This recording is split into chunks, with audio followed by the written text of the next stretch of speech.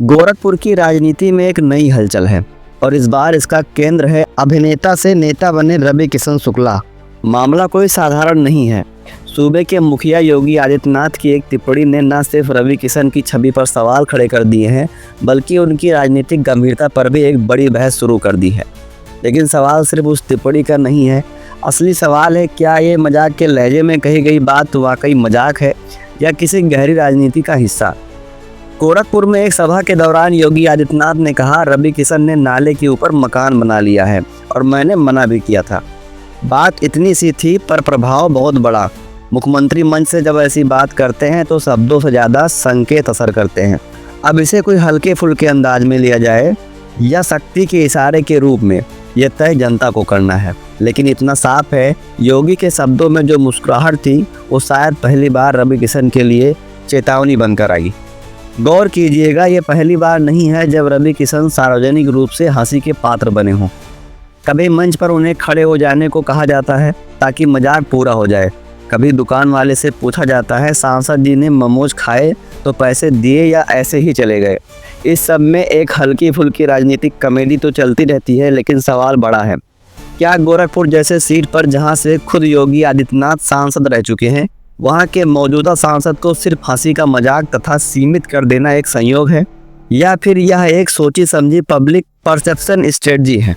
हर सभा, हर बयान, हर सार्वजनिक मंच पर रवि किशन की उपस्थिति अक्सर किसी हास्य अभिनेता की तरह होती है।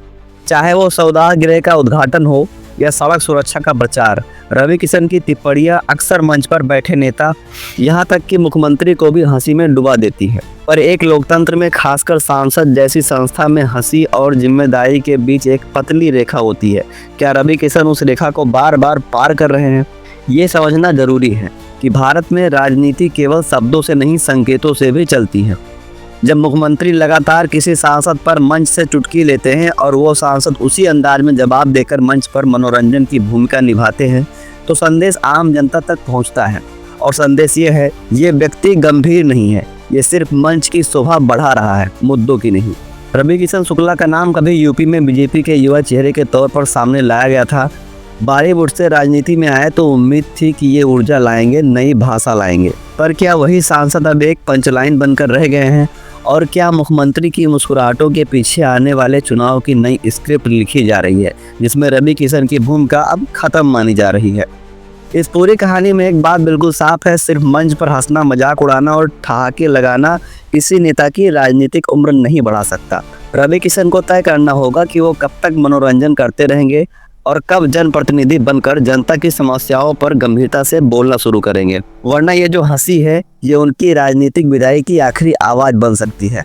गोरखपुर की राजनीति में फिलहाल जो चल रहा है वो सामान्य नहीं है। रवि किशन के हर मंचीय मजाक के पीछे एक सियासी परिप्रेक्ष्य तैयार हो रहा है।